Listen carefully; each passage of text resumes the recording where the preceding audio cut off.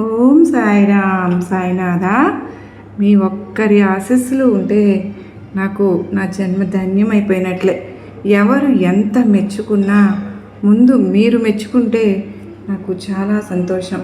మీ అందరితో కూడా నా మనసులో ఉన్న విషయాలను పంచుకోవాలని ఆశపడుతూ ఉన్నానండి.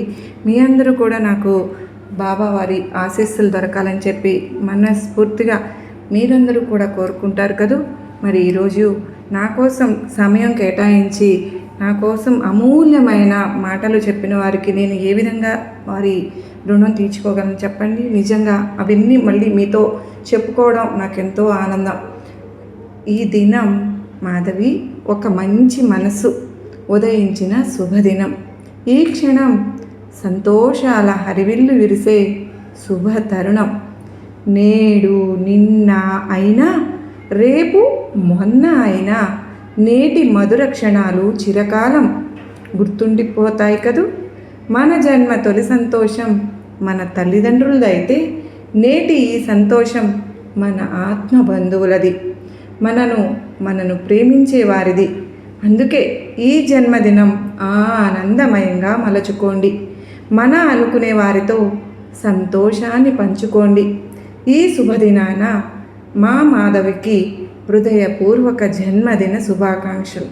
చాలా బాగుంది కదండి. నిజంగా అమృత వచనాలు అమృతమైన వేళలో వినిపించారు. మరి అలానే మరి కొందరు కూడా చాలామంది పంపిస్తున్నారు. కొన్ని పంచుకుంటాను మీతోటి. వదిన, మనకు రక్త సంబంధం లేకపోయినా మన బంధం చాలా ప్రత్యేకం. నిజంగా చెప్పాలంటే మీరు నాకు ఒక అమ్మ స్థానం.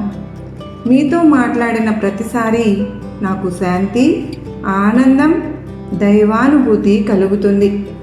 మన ఇద్దరినీ కలిపింది సాయిబాబా ఆశీర్వాదం అనిపిస్తుంది. మీరు నా జీవితంలో ఉండడం నా అదృష్టం.